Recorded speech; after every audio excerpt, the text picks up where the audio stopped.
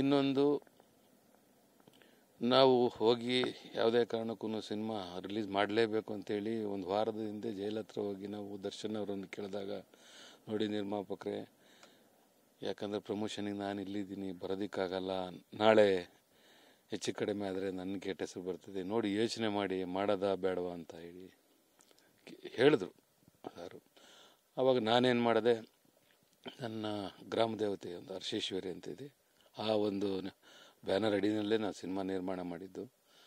ಹೋಗಿ ಹೂವು ಕೇಳಿದಾಗ ಹೂವು ಕೊಡ್ತು. ನಾನು ಹೇಳಿದೆ, ನೋಡಿ ಸರ್, ಯಾವುದೇ ಕಾರಣಕ್ಕೂ ನಾನು ರಿಲೀಸ್ ಮಾಡಬೇಕು ಅಂತ ಡಿಸೈಡ್ ಮಾಡಿದ್ದೀನಿ ಸರ್, ತಾಯಿ ಆಶೀರ್ವಾದ ಇದೆ ಅಂತ ಹೇಳಿದೆ. ಅದ್ರ ಮೇಲೆ ನಿಮ್ಮ ಇಷ್ಟ ಅಂತ ಹೇಳಿದ್ರು ಸರ್. ಸರ್, ಈಗ ಒಂದು ಸಿನಿಮಾ ತಯಾರಾಗುವಂಥ ಹಂತದಲ್ಲಿ ಒಂದು ಬೇರೆ ರೀತಿಯ ಪ್ಲಾನ್ ಇರುತ್ತೆ. ನಿಮ್ಮ ಮತ್ತು ದರ್ಶನ್ ಅವರ ಜರ್ನಿ ಶುರುವಾಗಿದ್ದು ಹೆಂಗೆ, ಸಾರಥಿಗೆ ನೀವು ಇನ್ವಾಲ್ವ್ ಆಗಿದ್ದು ಹೆಂಗೆ ಅನ್ನುವಂಥದ್ದು ಸರ್? ಆ್ಯಕ್ಚುಲಿ ಇದು ನನ್ನ ಭಾವವ್ರು KCN ಚಂದ್ರಣ್ಣ ಅವರು ಈ ಒಂದು ಸಿನಿಮಾ ನಿರ್ಮಾಣ ಮಾಡಬೇಕಿತ್ತು. ಕಾರಣ ಯಾಕೆಂದರೆ ಅವರು ಹಿಂದೆ ಭೂಪತಿ ಅಂತ ಒಂದು ಸಿನಿಮಾ ಮಾಡಿದ್ರು, ಅದು ಅಂಥ ಒಂದು ಯಶಸ್ವಿಗೊಳ್ಳಲಿಲ್ಲ. ಆ ಕಾರಣಕ್ಕಾಗಿ ದರ್ಶನ್ ಅವರು ಅವ್ರಿಗೆ ಇನ್ನೊಂದು ಡೇಟನ್ನು ಕೊಟ್ಟರು. ಆವಾಗ ಸಾರಥಿ ನಿರ್ಮಾಣ KCN ಚಂದ್ರಣ್ಣ ಮಾಡಬೇಕಿತ್ತು. KCN ಚಂದ್ರಣ್ಣ ಅವರೇನಾದರೂ ಒಂದು ಫೋಟೋ ಶೂಟ್ ಆಗಿ ಎಲ್ಲ ಸಿನಿಮಾ ಇನ್ನೇನು ಶೂಟಿಂಗ್ ಸ್ಟಾರ್ಟ್ ಆಗಿ ಚಿತ್ರೀಕರಣ ಹಂತದಲ್ಲಿರುವಾಗ ನಾನು ನೋಡ್ಲಿಕ್ಕಂತ ಹೋದೆ. ಆ ಚಿತ್ರೀಕರಣ ನಡೆಯೋಂಥ ಸಂದರ್ಭದಲ್ಲಿ ನೋಡ್ಲಿಕ್ಕಂತ ಹೋದಾಗ ಚಂದ್ರಣ್ಣ ಹೇಳಿದ್ರು, ಸತ್ಯಪ್ರಕಾಶ್, ನಿನಗೇನೋ ಇಂಟ್ರೆಸ್ಟ್ ಇದ್ದರೆ ಮಾಡು ಬ್ರದರ್, ಮಾಡು ಅಂತ ಹೇಳಿದ್ರು. ನಾನು ಆಯ್ತಣ್ಣ ಮಾಡೋಣ ಅಂತ ಹೇಳಿದೆ. ಅಲ್ಲಿಂದ ಶುರುವಾಯಿತು ಸರ್. ಸರ್, ಈಗ ಹೇಳ್ತಾ ಇದ್ರಿ ಸಿನಿಮಾದ ಬಗ್ಗೆ ಏನೂ ಆಲೋಚನೆ ಇರಲಿಲ್ಲ, ಮಾಡಬೇಕು ಅನ್ನೋಂಥ ಪ್ಲ್ಯಾನ್ ಇರಲಿಲ್ಲ. ಬಟ್ ಆರಂಭದ ಫಸ್ಟ್ ಸಿನಿಮಾನೇ ಒಂದು ದೊಡ್ಡ ಸವಾಲಾಯಿತು ನಿಮಗೆ.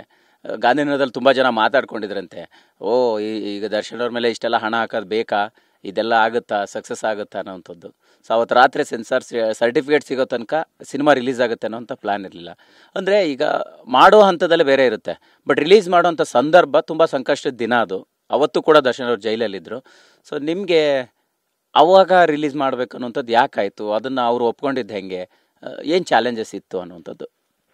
ಇಲ್ಲ ಸರ್, ಯಾಕಂದರೆ ಚಿತ್ರೀಕರಣ ಮುಗಿದು ಎಲ್ಲ ನಾವು ಆಲ್ರೆಡಿ DI ಆಗಿತ್ತು, CG ಆಗಿತ್ತು, ಎಲ್ಲ ಆಗಿತ್ತು. ಸೆನ್ಸಾರ್ ಸರ್ಟಿಫಿಕೇಟ್ ಒಂದು ಬಂದಿರಲಿಲ್ಲ.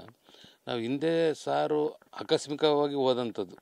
ನಾವು ಈ ಡೇಟಲ್ಲೇ ದಸರಾ ಟೈಮಲ್ಲೇ ಮಾಡಬೇಕು ಅಂತ ನಾವು ಹಿಂದೆ ಮಾತಾಡ್ಕೊಂಡು, ಡೈರೆಕ್ಟ್ ಇರ್ಬೋದು, ನಾವಿರ್ಬೋದು, ಹೀರೋ ಸರ್ ಇರ್ಬೋದು, ನಾವೆಲ್ಲ ಮಾತಾಡ್ಕೊಂಡು ಸಿನಿಮಾ ಮಾಡಬೇಕು ಆ ಡೇಟ್ಗಂತ ಫಿಕ್ಸ್ ಆಗಿತ್ತು.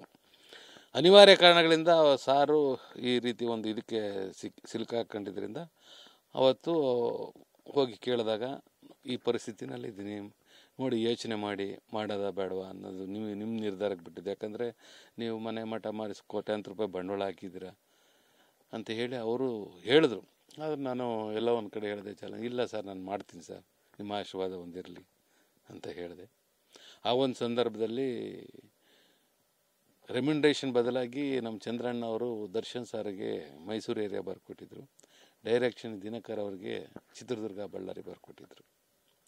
ಸೊ ಏನು ಮಾಡೋದು ಸರ್, ಬಡ್ಜೆಟ್ಟು ಅವ್ರಿಗೂ ಗೊತ್ತಿತ್ತು, ಹೆವಿ ಆಗಿದೆಯಲ್ಲ, ಏರಿಯಾ ಕೊಟ್ಟರೆ ಕಷ್ಟ ಆಗುತ್ತೆ ಸರ್, ನನಗೆ ಏನಾದರೂ ಮಾಡಿ ನಿಮ್ಮ ರೆಮ್ಯುನರೇಷನ್ ಏನಿದೆ ಅದು ಕೊಡ್ತೀನಿ ಸರ್, ದಯವಿಟ್ಟು ಏರಿಯಾ ಬಿಟ್ಕೊಡಿ ಅಂದೆ.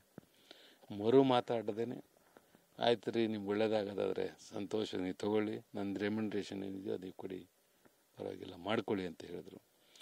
ಹಾಗೆಯೇ ದಿನಕರ್ ಅವ್ರನ್ನ ಕೇಳಿದಾಗ ದಿನಕರ್ ಅವರು, ಇಲ್ಲ ಸರ್, ನನಗೆ ಏರಿಯಾನೇ ಬೇಕು, ನಾನು ಯಾವುದೇ ಕಾರಣಕ್ಕೂ ದುಡ್ಡು ತೊಗೊಳಲ್ಲ ಅಂದರು. ಸರಿ ಬಿಡಿ ಸರ್, ಮಾಡೋಣ ಅಂತೇಳಿ ಮಾಡಿದ್ವಿ ಸರ್.